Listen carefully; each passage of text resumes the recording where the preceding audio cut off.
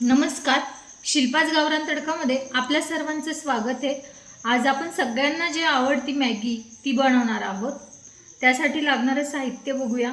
बारीक चिरलेला कांदा, मिरची, टमॅटो, हळद, लाल तिखट, मीठ, मटार आणि मॅगीचे पुडे. आता आपण तेल गरम करून घेतलेलं आहे आणि मिरची टाकणार आहोत. त्यानंतर कांदा टाकणार आहोत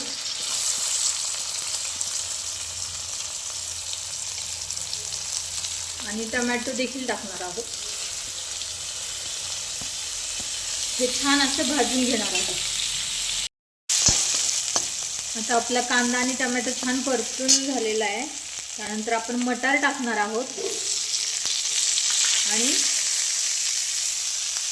मीठ, हळद आणि लाल तिखट टाकणार आहोत. आता आपण पाणी ओतून घेणार आहोत आणि त्यामध्ये आपली मॅगी सोडणार आहोत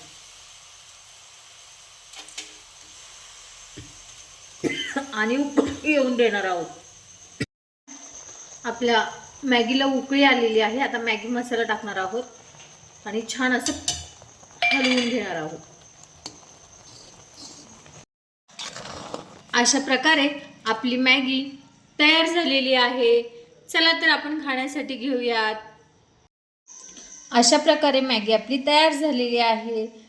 तुम्ही बनवून पहा आणि शिल्पाच गावरान तडकाला सबस्क्राईब, लाईक, शेअर आणि कमेंट कराल. थँक्यू.